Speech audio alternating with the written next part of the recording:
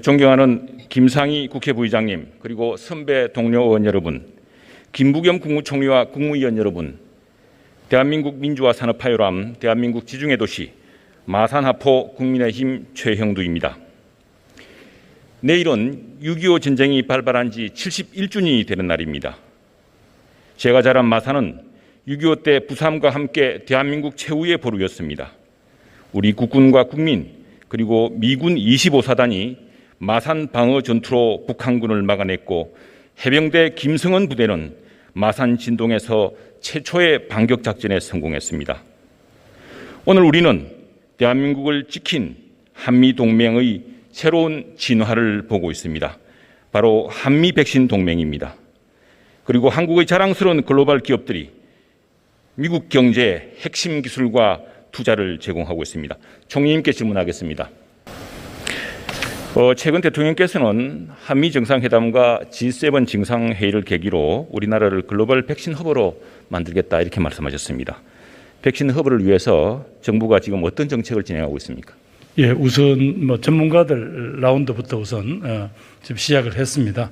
그리고 난 뒤에 그 전문가들이 제안하는 여러 가지 다양한 주제에 대해서 또 관련 정부의 역할이 있을 것이고, 또 아까 이야기한 다른 또 연구기관인데 이런 부분들 간의 미팅도 있어서 우리 쪽의 기본 어떤 이 짜임새들을 정리하고 있습니다. 예. 잠시 화면 보시겠습니다. 총리님께서 아마 최근에 만나신 분이 저기 계시죠? 크리스 쿤스 상원 의원입니다. 예, 크리스 쿤스 상원. 예. 6월 5일 날 만나셨죠? 예. 이분이 한국을 다녀가신 뒤에 블링컨 국무장관과 상원에서 청문회를 하고 있는 장면입니다. 쿤스 의원은 방한 기간 동안 제조 측면에서 한미 백신 파트너십에 대해서 많은 의견을 나누었다 이렇게 했습니다. 그리고 가감한 백신 외교와 주요 동맹 간 협력을 주문했고, 블링컨 장관은 만약 지금의 속도로 갔다가는 2024년까지도 전 세계 70% 접종이 힘들다 때문에 주요 핵심 동맹들과 협력해서 생산 능력을 대폭 높여야겠다 밝혔습니다. 그 면담에서 총리님 나누신 대화 좀 소개해 주시죠. 크리스 쿤스 상원 의원과. 예, 그분 스스로가 우선 바이든 대통령님의 그 선거구를 물려받은 그 상원의원이라는 또 당당한 소개도 하셨고요. 또 역시 이분들도 방금 의원님께서 소개하신 대로 한미 두 나라가 백신 파트너십을 맺게 한 것이 얼마나 의미 있는 일인가 말씀을 하셨습니다. 그리고 또 한일 관계의 어떤 조금 더 회복에 대해서 말씀을 하셔서 그 문제에 대해서는 우리 정부 입장이 있으니까 저희가 정부 입장을 전달했고요. 전체적으로 이분들은 양국이 기존의 안보 동맹이나 혹은 그런 어떤 주제를 넘어서서 아까 새로운 기술이라든가 반도체 또 이렇게 백신 이런 어떤 논의를 할 수 있는 그런 파트너가 된 데 대해서 대단히 아주 자부심을 느끼는 그런 말씀을 하셨습니다. 네, 그 국회의장도 만나시고 또 총리도 만나시고 야당에서는 저희 박진 의원을 만나셨습니다. 네. 저희 박진 의원과 저는 지난달에 방미해서 이 한미 백신 협력에 대해서 의원 외교를 벌인 바 있습니다. 이 당시에 미국 질병통제예방센터 톰 프리던 전 국장은 한국을 백신 허브 국가로 지정해서 하루라도 빨리 백신 생산에 들어가야 된다라고 이렇게 논의를 했습니다. 지금 미국에서는 아까 청문회에서도 보여줬지만 주요 동맹국가, 특히 한국 같은 주요 동맹국가랑 백신 생산을 협력해서 단순히 병입 생산이 아닙니다. 협력해서 전 세계에 공급할 수 있는 백신을 늘리자 이렇게 하고 있습니다. 그런 이야기 좀 하셨습니까? 그렇게까지 구체적인 이야기는 안 하셨지만 적어도 한국이 그냥 단순히 우리 한국에 쓸 수 있는 그런 어떤 물량이나 이런 차원을 넘어서서 아시아 전체에 대한 어떤 중요한 백신 공급 기진 노릇을 할 수 있겠다는 그런 취지의 발언을 했습니다. 예, 그렇습니다. 이 톰 프리던 전 국장 같은 전문가들은 지금 우리 한미 간에 아마 복지부 장관님 또 질병청장님이나 전문가들은 상당히 논의를 전개하고 있을 것으로 저는 짐작하고 있습니다. 이 mRNA 백신은 바로 모더나와 화이자 같은 백신이죠. 변종 바이러스에 빨리 업데이트가 할 수 있고 또 대량 생산이 용이하기 때문에 백신 허브의 최적의 백신 종류다라고 이야기하고 있습니다. 그래서 양국 간에 범정부 차원에서 또 국회 초당파적 차원에서 지원과 협력이 절실하다고 저는 느꼈습니다. 예, 의원님, 하여튼 이 문제에 대해서는 지난번에 우리 정부 영국 정상회담이 열리기 전에 의원님께서 박진희 의원님과 함께 미국을 방문해서 그 관련 전문가들이라든가 또 한국의 우호적인 여러 인사들을 만나서 이런 한미 협력의 중요성을 다시 한 번 더 말씀해 주시고 특히 미국인들이 좋아하는 바이파티전으로 같은 입장을 밝혀주신 데 대해서 그덕 감사드립니다. 의원님께서 말씀하신 대로 우리가 그냥 뭐 이렇게 우리 국내에 있어서 뭐 백신 공급이라든가 이런 데 만족할 것이 아니라 이번에 모처럼 어찌 보면 인류 사회에 국제 사회에 기여할 수 있는 그런 좋은 기회 또 좋은 파트너십을 맞을 이상 그런 계기가 될 수 있도록 그렇게 노력을 하겠습니다. 네, 허브가 만들어지면 내년에 한 50억 병 정도, 50억 도저 mRNA 백신을 한국에서 만들 수 있다는 그런 분석도 있습니다. 그런 논의는 좀 들어보셨습니까? 거기까지는 좀 전문적인 얘기라서 제가 잘 모르겠습니다. 예. 지금 글로벌 백신 허브 논의는 대한민국뿐 아니라 세계 각국과 급속하게 진행되고 있습니다. 자료 보실까요? 지금 이게 유엔 보도 자료입니다. 네. 유엔 보도 자료인데 세계보건기구가 남아프리카 공화국의 코로나19 백신 허브를 설립한다고 밝혔습니다. 이 저개발국가 개발도상국 기업들에게 코로나19 백신을 생산할 라이센스와 노하우를 제공하고 선진 기술인 mRNA 백신을 남아공을 거점으로 제조한다고 합니다. 이 아니 WHO에서 그런 제안을 한 게는 알고 있습니다만 문제는 그랬을 때 지금 그 결국은 모더나하고 화이자사가 우선 거기를 생산 기지화하겠다. 또 그렇게 됐을 경우에 아마 자신들이 가지고 있는 그 원부자재 그 문제 공급을 어떻게 하겠다 이런 데 대해서는 아직까지 뭐 합의가 안 이루어진 걸로 있습니다. 그래 지금 논의 중인 걸로 알고 있습니다. 예.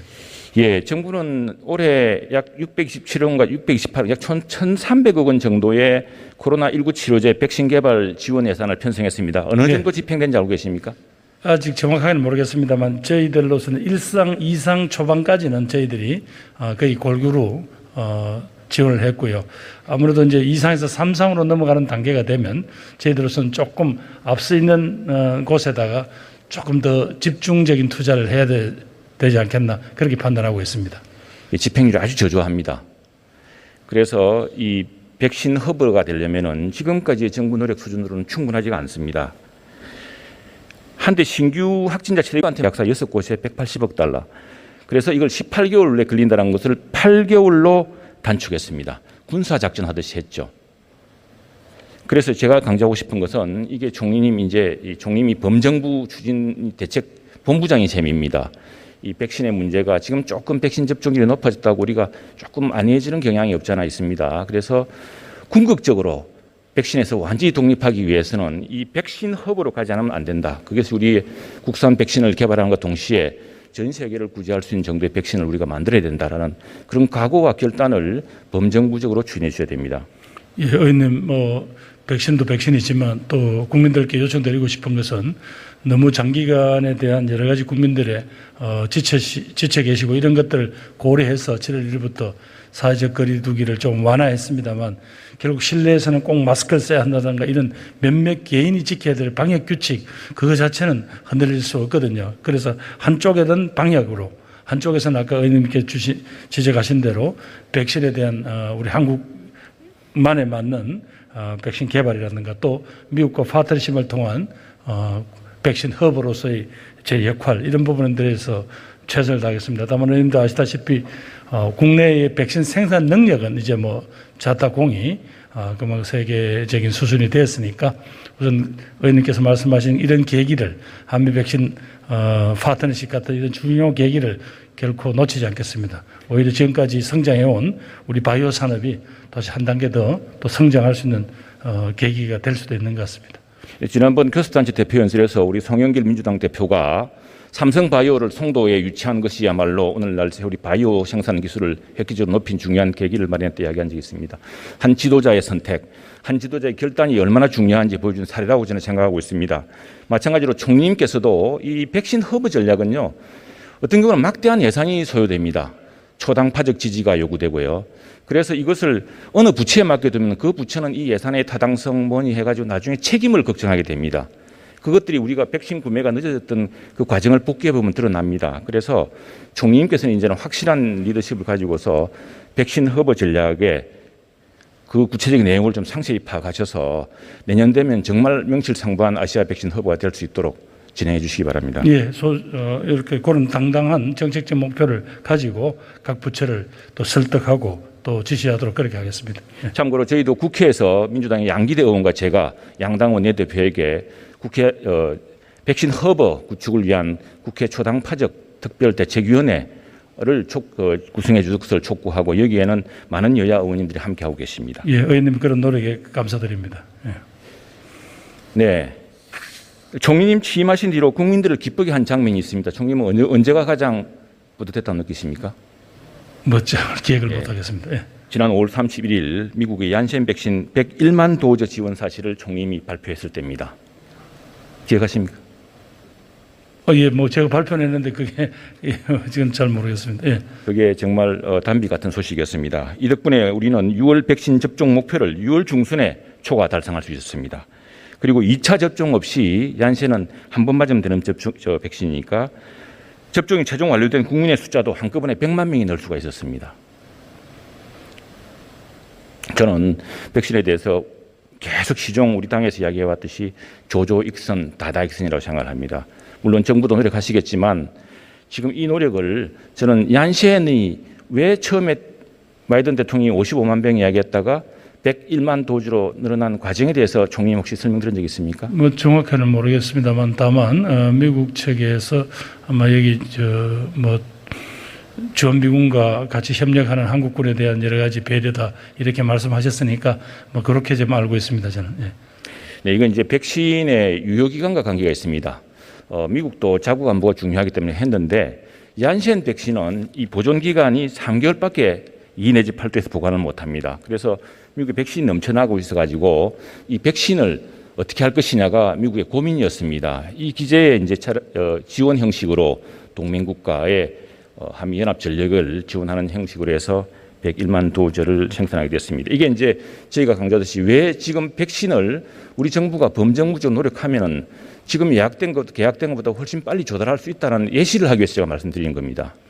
그래서 아마 의원님께서 말씀하신 대로 이번에는 미국 대통령께서 결단을 해 주시는 게 아닌가 싶고요. 나머지는 의원님도 아시겠지만 이 문제는 철저히 공급자가 주도권을 쥘 수밖에 없는 그런 사정. 그래서 모든 계약 내용은 일체 밝혀서는 안 된다라는 그런 뭐 어려운 조건, 그건 의원님도 이해하시리라 믿습니다.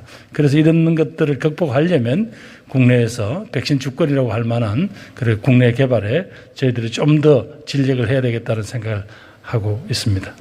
네, 다음 그래픽 보시겠습니다. 지금 정부에 노력하고 있지만, 다음 그래픽입니다. 노력하고 있지만, 다음 그래픽입니다.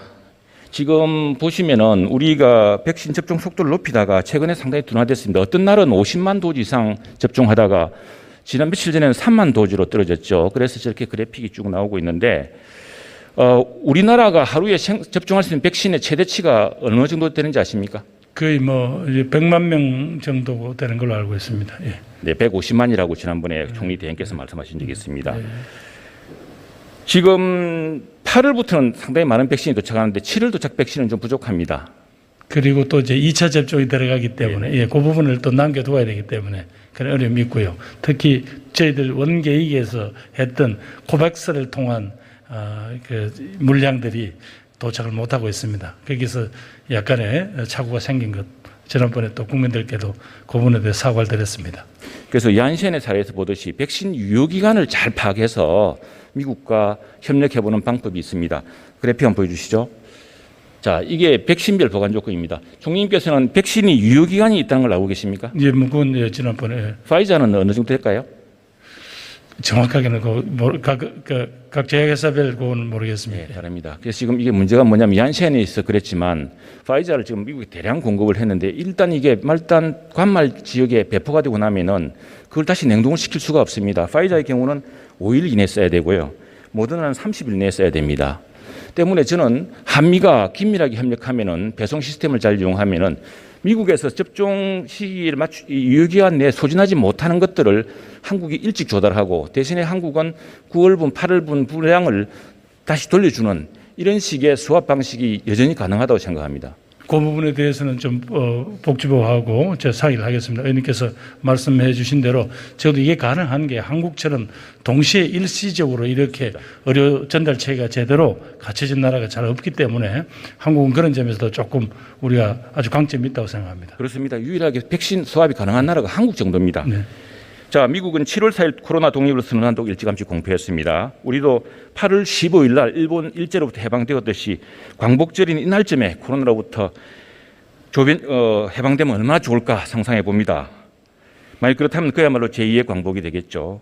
그리고 지금 변종 바이러스의 등장, 그리고 여름 휴가철이라는 변수를 미리 관리하기 위해서는 정부가 그런 방식으로 최대한 많은 백신을 조기 조달해서 국민들이 8.15쯤에는 우리도 독립선언을 할 수 있을 정도의 희망을 좀 안겨주시기 부탁드리겠습니다. 예, 의원님 격려 말씀 감사합니다. 하여튼 돌아가서 복지부 또 질병청과 함께 이 문제에 관한 우리들이 할 수 있는 최대의 대응 역량이 뭔지 점검하겠습니다. 네, 고맙습니다. 네, 감사합니다. 예, 이제 코로나로 가장 타격을 입었던 교육 분야에 관한 질문으로 넘어가겠습니다. 교육부 총리님 질문 드리겠습니다. 네, 우선 지난 1년 이상 코로나 팬데믹 때문에 전쟁 때도 멈추지 않았던 학교 교육을 제대로 받을 수 없는 우리 학생들, 그리고 전대미문의 사태 속에서 비대면 온라인 방식으로 학생들을 가르치느라 헌신하시던 선생님들, 가정에서 자녀들을 돌보느라 고생하신 학부모님들의 노력과 수고에 깊이 감사드립니다. 부총리님, 이제 가을 학기부터는 전면 등교를 목표로 하고 계시죠? 네, 그렇습니다. 잘 될 것 같습니까? 의원님 말씀하셨던 것처럼 지난 한 3학기 동안에는 학교 현장에 선생님들의 정말 헌신적인 노력이 있었고요. 학생들, 학부모님들의 또 협조와 참여가 있었습니다. 비교적 그래도 배움을 이어올 수 있었는데 그럼에도 불구하고 아이들이 겪는 학습이나 심리 정서적, 사회적 여러 가지 어려움들은 이 시기에 빠르게 회복해야만 한다고 생각합니다. 그래서 가장 우선적으로는 전면 등교를 안정적으로 운영하는 것이 시급하다고 생각하고 있고요. 그것을 위한 철저한 방역 준비와 여러 가지 체계들을 갖추고 2학기 전면 등교를 준비하고 있습니다. 네, 전면 등교를 통해서 이제 우리 학생들이 친구들을 마음대로 만나고 선생님들을 만나는 광경을 상상하니 마음이 정말 뭉클합니다. 그런데 이제 코로나 교육 후유증이 만만치 않습니다. 지난 1년 반의 그 공백, 코로나 이전부터 있었던 문제지만 바로 서울과 지역의 교육 격차, 그리고 학생들의 간의 학력 격차가 지난 1년 반 동안 심각하게 확대되어 왔다는 사실입니다. 화면 한번 보시죠. 예, 저희가 그러니까 20년 작년에 학업 성취도 평가 결과를 한 것을 이제 지난번에 한번 발표도 했었는데요. 전체적으로 기초 학력이 이제 저하됐다. 지금 그래프 보여주신 게 19년도하고 20년도 이렇게 비교하신 표를 보이고요. 그만큼 이제 국어, 영어, 수학 과목에서 기초적인 부진 학생들이 늘어났다, 이런 결과입니다. 네, 이 지방도 볼까요? 경상남도 교육청 자료 한번 보시겠습니다. 이 보면 더 심각합니다. 이 하위권 학생 비율 분포가 확 늘어나고 있습니다. 그 다음 화면 보시죠. 올해 3월 경남교육청이 초중고 교원 사상으로 인식조사를 하랬더니 선생님들이 느끼는 이 학력 격차 문제가 심각한 것 같습니다. 현장에서. 지역이니까 더 그렇다고 생각합니다. 그리고 그 다음 화면 보실까요? 그래서 어떻게 하면 좋을 것 같으냐 그랬더니 이게 지금 수업 환경의 변화로 교사의 개별 지도도 어렵고 이렇습니다. 이제 원격 수업에서 벗어나니까 이 문제는 이제 해결될 것 같은데, 이 기초 학력이 부진한 학생들을 어떻게 해야 될 것이냐 지원을 물어봤더니 이렇게 나왔습니다. 다음 보시죠. 예. 이 개별 맞춤형 지원과 자료 제공, 자기주도 학습 지원, 이런 요청이 많았습니다. 네. 이 부총리께서는 이 같은 교육 현장의 학력 격차, 학력 저하 문제에 대해서 누구보다 잘 알고 계십니다. 그죠? 네. 어떤 개선책과 대안을 갖고 계십니까?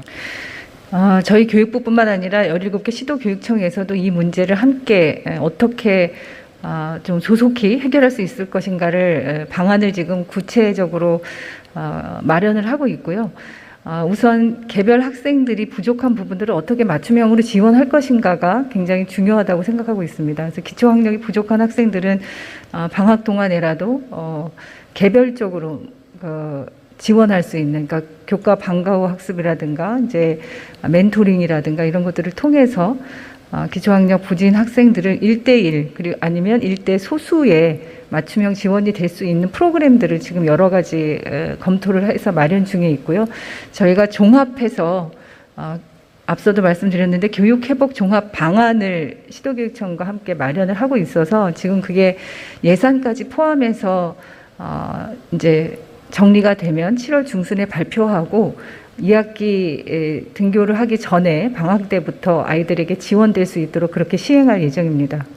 네, 총리님 정말 감사합니다. 지금 그런 것들이 절실히 요구됩니다. 제가 국회에 들어와서 처음으로 제안한 법안이 스마트 교육 법안입니다.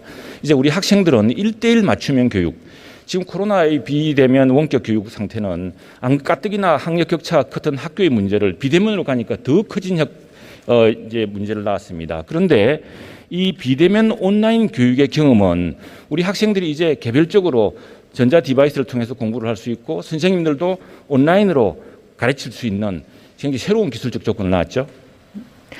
네, 의원님, 저희가 이제 작년에 정말 예상치 못했던 코로나 상황에서 온라인 개학을 하고 원격 수업을 도입을 하게 됐는데요.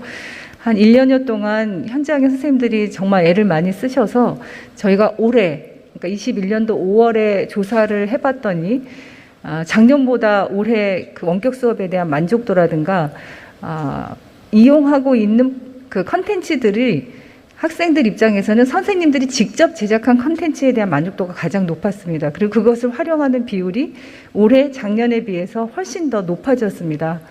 그래서 이 원격 수업에 대한 질의 개선이라든가 시스템의 보완이라든가 선생님들의 역량이라든가 이런 것들은 나아지고 있고 만족도나 활용도가 의원님 말씀하셨듯이 개별적으로 맞춤형 지원을 하는 다양한 프로그램 중에 원격 시스템을 활용할 수 있는 부분들이 다양하게 있습니다. 그래서 그 부분까지를 포함해서 대면과 비대면의 이런 블렌디드 수업들이 아이들의 맞춤형의 프로그램으로 다양하게 지원될 수 있도록 하는 것이 지금 저희가 준비하고 있는 내용이고요.